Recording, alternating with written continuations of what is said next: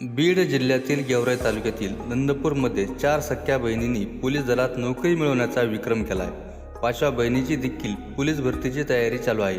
ज्योती उबाळे, मोहिनी उबाळे, अश्विनी उबाळे, दीपाली उबाळे अशा या 4ही बहिणींची नावे आहेत। मुलींचे वडील चंद्रसेन उबाळे साधे शेतकरी, त्यांना 6 मुली आणि 1 मुलगा आहे। चंद्रसेन यांनी मुलींच्या शिक्षणासाठी 10 एकर जमिनीपैकी 2 एकर जमीन विक्री केली। त्यातून त्यांनी मुलींचे शिक्षण केलं। त्यांचं रात्र घर पावसाळ्यात गळतं, पण तरीही त्यांनी घर न बांधता मुलींच्या शिक्षणावर पैसा खर्च केला। ज्योती उबाळे या 2014मध्ये पोलीस सेवेमध्ये भरती झाल्या। त्या सध्या माजलगावमध्ये कार्यरत आहेत। तर अश्विनी 2021मध्ये भरती झाल्या असून सध्या त्या पिंपरी चिंचवड पोलीस दलात कार्यरत आहेत।